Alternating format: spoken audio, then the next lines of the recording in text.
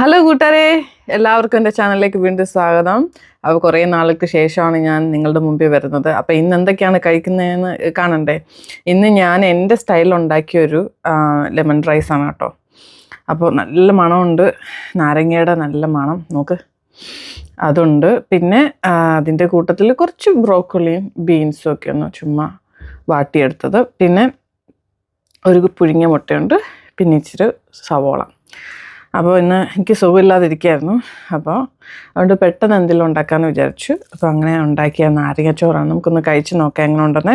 എല്ലാവർക്കും സുഖമാണെന്ന് വിശ്വസിക്കുന്നു. അപ്പം പുതിയതായിട്ട് എൻ്റെ വീഡിയോ കാണുന്നവരെ സബ്സ്ക്രൈബ് ചെയ്യാൻ മറക്കരുത് കേട്ടോ. അപ്പം നമുക്ക് ഈ നാരങ്ങാച്ചോറ് ആദ്യം ഒന്ന് കഴിച്ച് നോക്കാം, അങ്ങനെ ഉണ്ടെന്ന് നോക്കട്ടെ.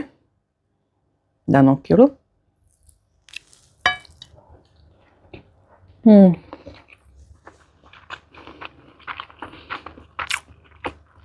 സംഭവം കിടും,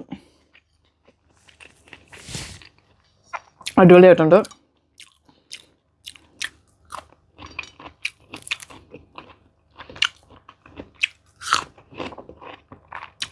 ഇച്ചിരി ചമ്മന്തിപ്പൊടിയോ അച്ചാറോ കൂടെ ഉണ്ടായിരുന്നെങ്കിൽ തകർക്കും.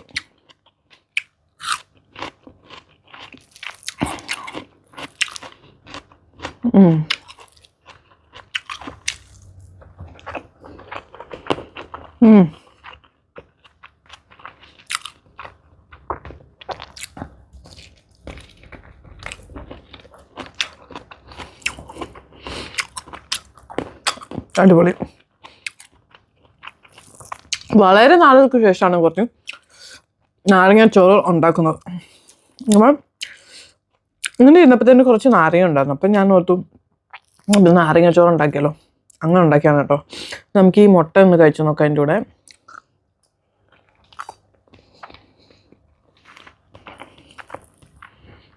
കൊള്ളാം.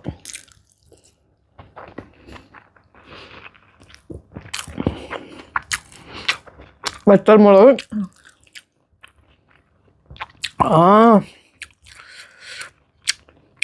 ഇടയ്ക്കൊരു മുളകിൻ്റെ ടേസ്റ്റ് സൂപ്പറായിട്ടുണ്ട് ഗൈസ്.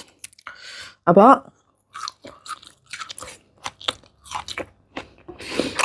വളരെ ഹെൽത്തി ആയിട്ടുള്ളൊരു ചോറാണ് നാരങ്ങ ചോറ്. ഇപ്പോൾ ഉണ്ടാക്കിയിട്ടില്ലാത്തത്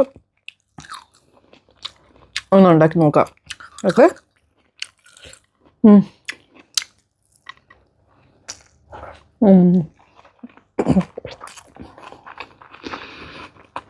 സൂപ്പർ.